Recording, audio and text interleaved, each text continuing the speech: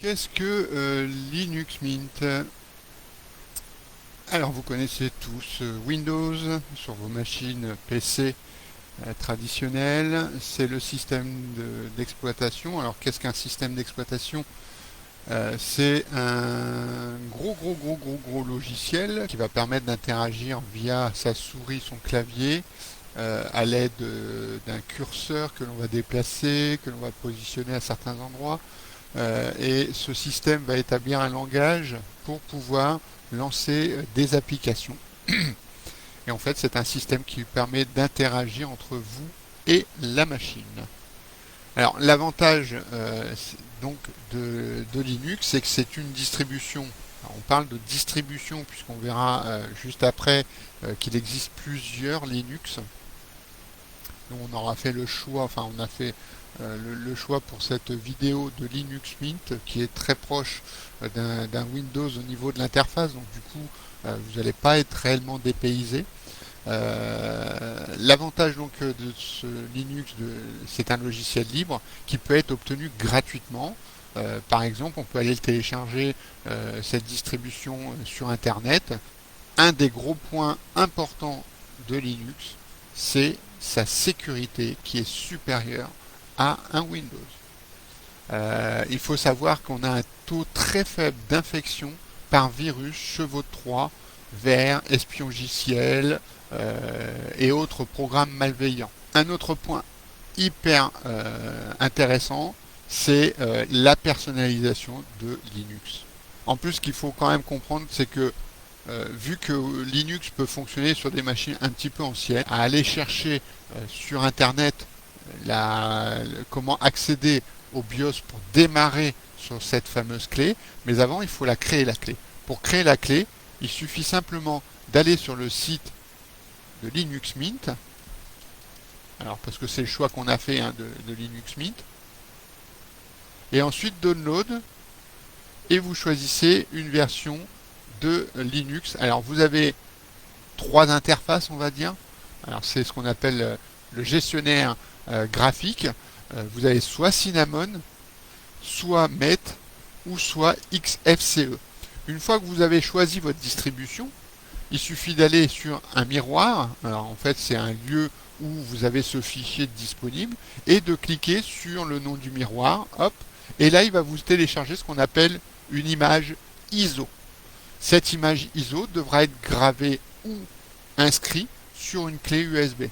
Une fois qu'on a téléchargé ce fichier, il va falloir utiliser un logiciel pour ça, pour pouvoir retranscrire, on va dire, cette image ISO pour qu'il soit bootable sur votre clé USB. Et pour ça, on va vous conseiller plutôt Rufus, qui est un logiciel libre et gratuit, où vous allez pouvoir, en fait, charger votre image ISO, vous branchez votre clé USB, vous allez lui dire sur quel périphérique vous voulez démarrer. Donc vous allez choisir votre clé USB et ensuite vous allez faire démarrer. Une fois que vous avez créé cette clé USB, vous allez devoir redémarrer votre ordinateur. Bien entendu, comme je vous ai dit précédemment, il faudra activer sur le BIOS le fait que votre ordinateur démarre sur la clé USB. Une fois que ça c'est paramétré, vous allez démarrer donc sur cette clé. En fait, il va redémarrer l'ordinateur, mais au lieu de démarrer votre disque dur, il va démarrer sur votre clé USB. Et vous aurez ce genre d'écran apparent. Vous avez le choix de démarrer Linux Mint. Alors, si vous avez des machines un petit peu anciennes, j'aurais tendance à dire d'aller plutôt sur Start Incompatibility Mode. La procédure de lecture du système démarre.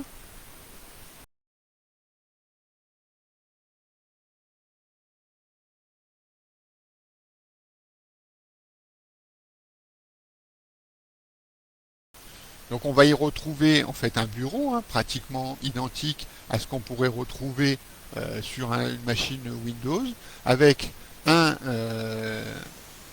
dossier principal ou poste de travail ou ordinateur et un dossier personnel qu'on va appeler nous le Home qui est en fait la centralisation du contenu de vos différents dossiers de travail qui est le bureau, les documents, les téléchargements, la musique, etc. Donc ensuite, il suffit simplement de double-cliquer sur Installer Linux. Alors, si vous voulez l'installer, bien entendu, hein. Si vous voulez pas, bah, hop, vous faites ici menu quitter, éteindre, et puis vous pourrez directement redémarrer sur votre Windows si vous retirez la clé. Donc là, on va procéder à l'installation donc de Linux. Donc il suffit, vous voyez, de cliquer sur Français, ici, à gauche, et de continuer. Et là, maintenant, vous allez tout avoir en français. Donc toute la procédure d'installation va être en français.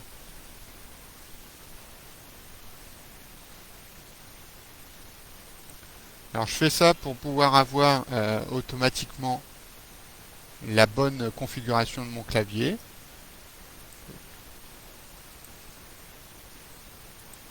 Je vérifie qu'il écrit bien en AZERTY, si j'ai bien les chiffres. Comme ça, en fait, cette cellule-là permet de tout simplement pouvoir écrire et vérifier que son clavier est bien configuré. Donc on va passer à suivant. Alors les codecs multimédia, moi je ne vais pas les installer, mais en fait il faut savoir que les codecs multimédia ne sont pas libres. Donc du coup c'est propriétaire. Donc moi je ne vais pas les installer. Alors moi je vous conseille de les installer bien entendu pour pouvoir bénéficier des derniers codecs sur votre machine. Mais de toute façon vous pouvez les installer après également. Donc on va faire continuer. Alors là, moi, j'ai pas d'installation de Windows dessus, donc vous ne pourrez pas voir l'option installer Linux Mint à côté de Windows, mais vous aurez plusieurs choix. Là, c'est parce qu'en fait, je suis sur une partition où il n'y a rien, donc du coup, il me propose d'effacer le disque et d'installer Linux Mint. Bien entendu, on va mettre Paris, hein, donc par défaut, il vous l'a pris. On fait continuer, et ensuite, on va vous demander un nom d'utilisateur, un mot de passe. Donc on va vous demander votre nom, par exemple là, Pixel. On peut donner un nom à l'ordinateur pour qu'il soit détectable dans le réseau. Alors par défaut, il va souvent prendre les caractéristiques de votre machine. Alors évitez ce nom à rallonge, mettez dans ce cas-là Pixel-Linux par exemple. Et ensuite, on va choisir donc un mot de passe. Il suffira de continuer. Et à partir de ce moment-là, il va vous installer le système. Donc ça va prendre un certain temps. Et ensuite, il va redémarrer votre machine. Il vous demandera de retirer votre clé USB. Et ensuite, il redémarrera avec le système. Il vous demandera de choisir votre système. Donc là, on a vraiment l'impression d'être sur la machine, hein. Alors, comme vous pouvez le voir, on va retrouver un menu personnel. C'est le dossier qui centralise un petit peu tous vos documents, vos images, vos musiques, vos téléchargements et vos vidéos. En fait, c'est le même principe que sous Windows. On a un gestionnaire de fichiers ici. Vous pouvez intervenir dedans. On va dans le document, tac. Je peux créer un nouveau dossier, clic droit.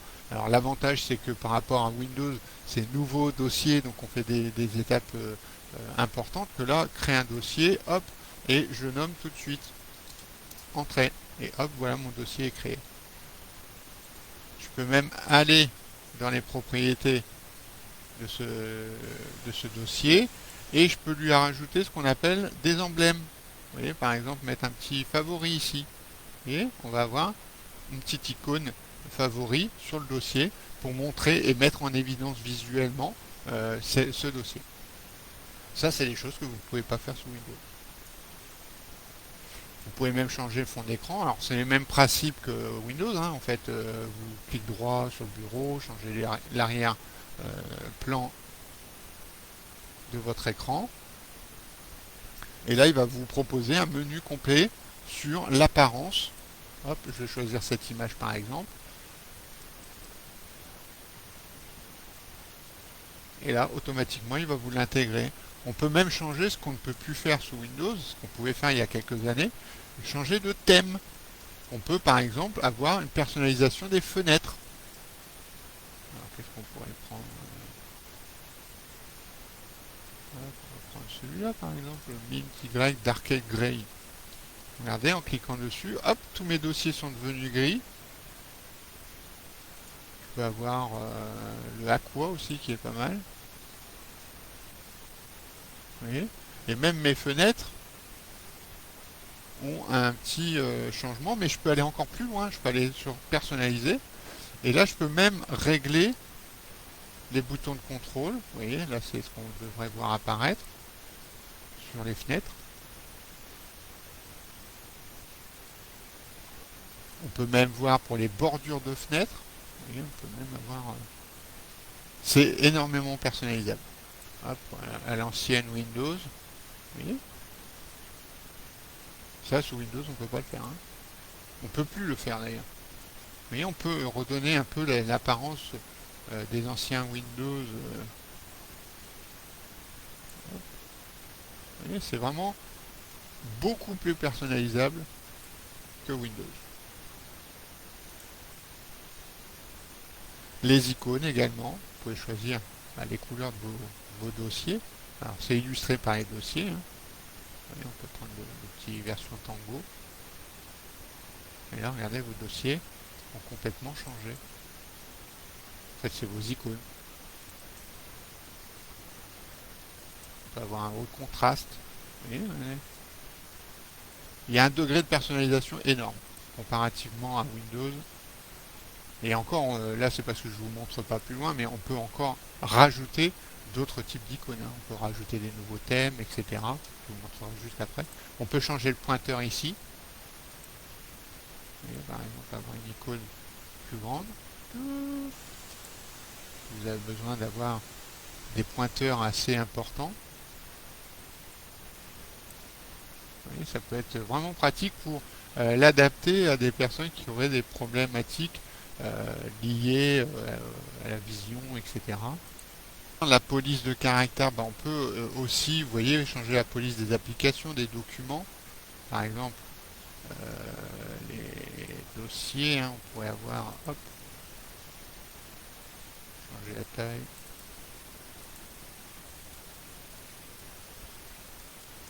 Police de documents, police des applications, police des titres de fenêtres. Hop, vous voyez au-dessus là. S'il y a besoin justement de faire en sorte qu'on puisse bien voir, vous voyez, hop, il a modifié tout de suite. Hein. Ça on peut aussi changer.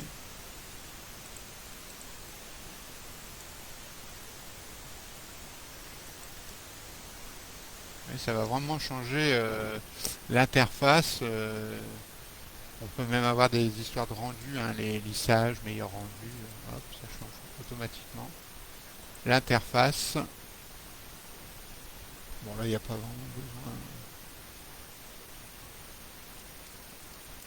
Donc ça c'est des choses que vous ne pouvez pas faire sous Windows.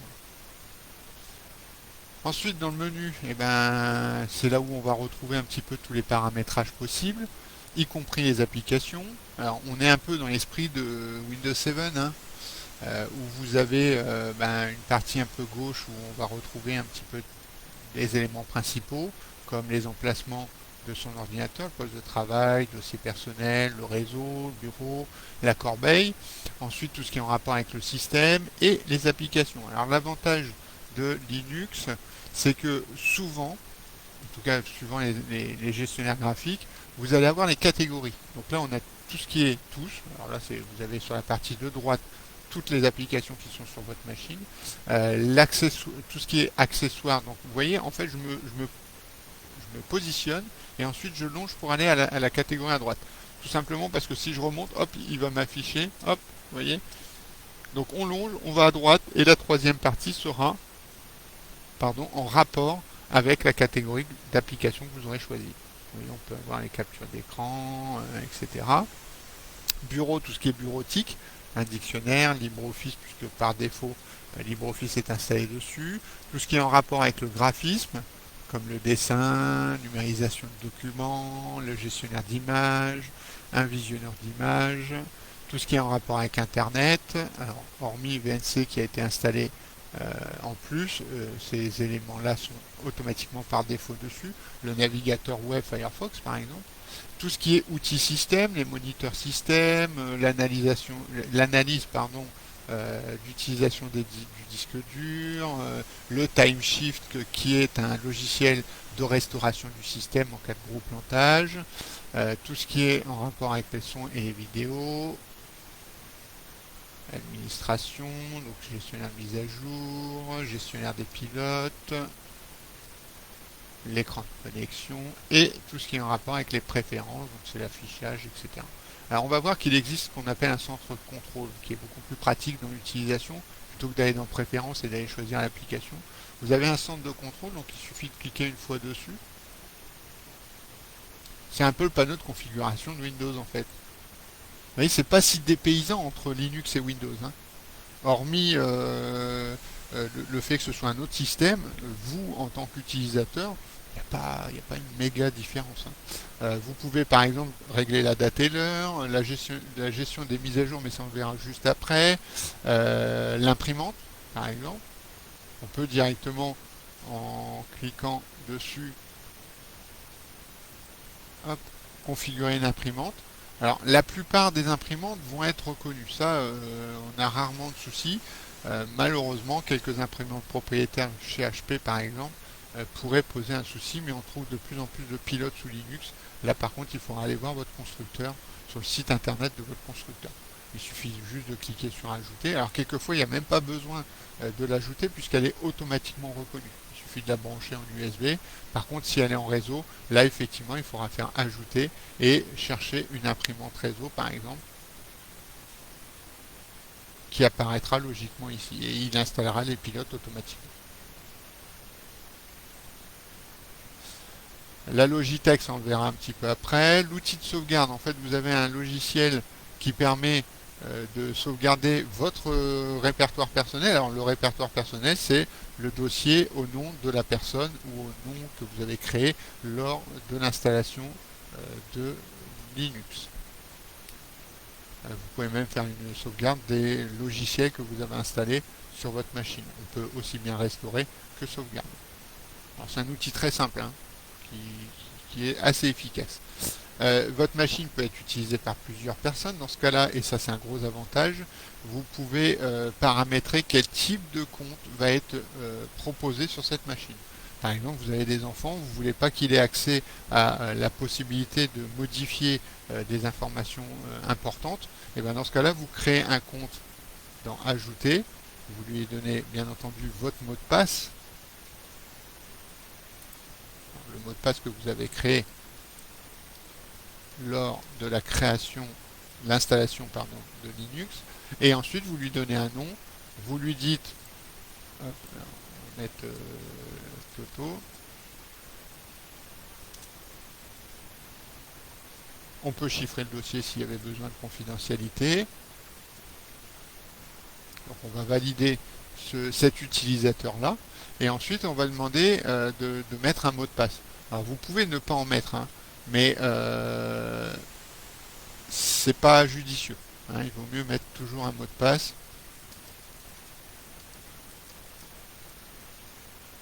et valider. Ouais.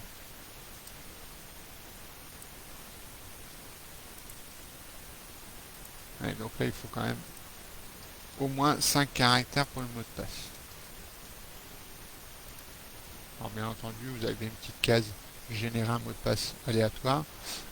Donc là le compte Toto c'est un compte personnalisé, mais vous pouvez le modifier et lui dire que ce soit un administrateur, alors quelqu'un qui aura tous les droits, ou soit juste un utilisateur de l'ordinateur. Il pourra travailler normalement, mais ne sera pas autorisé à installer des logiciels, ni même à modifier des paramètres qui affectent l'ensemble des utilisateurs. Si c'est des paramètres que sur sa session, c'est pas gênant. Et l'avantage, c'est que chacun aura son univers propre à lui. Ce qu'on va aller voir quand même, c'est les mises à jour et le gestionnaire d'applications. Alors le gestionnaire d'applications, c'est le magasin d'applications un peu à la Windows Store. Alors il s'appelle gestionnaire de logiciels. Une fois que vous avez la Logitech qui est chargée, vous allez retrouver les suggestions d'applications qu'on va vous conseiller. Vous voyez par exemple GIMP, Steam pour faire les jeux, Scribus pour faire de la publication, où vous avez directement des catégories. Par exemple bureautique, tac, vous cliquez dessus et là vous allez avoir un listing de toutes les applications, les installations d'applications possibles en rapport avec la thématique. Ou vous pouvez directement rechercher via le moteur de recherche, par exemple vous cherchez Inkscape, et bien, il va essayer de vous chercher l'application et il suffira juste de cliquer une fois dessus